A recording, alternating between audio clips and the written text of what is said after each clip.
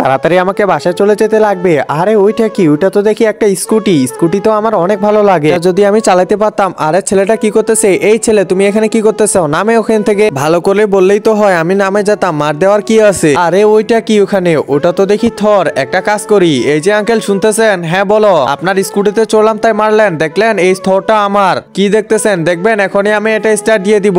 এই তো দরজাটা খুলে বসে পড়লাম এখানে। কি আঙ্কেল কেমন দিলাম বলেন? আরে বাহ, ছেলেটার তো দেখি ভালোই টাকা আছে। হ্যাঁ হ্যাঁ, বুঝছেনই তো আঙ্কেল আমার লেভেল কত। আরে এটা কি? কি রে বাবু, তুমি এখানে উঠছো কেন? ও না, মানে এমনি উঠছি। আচ্ছা নামে যাও, তাড়াতাড়ি নামে যাও। আরে আঙ্কেলটা দেখতেছে না কি? আঙ্কেলটা তো দেখে আসি। আঙ্কেল আমি ওই দিক দিয়ে নামে যাইতেছি। আচ্ছা ঠিক আছে, নামে পড়ো।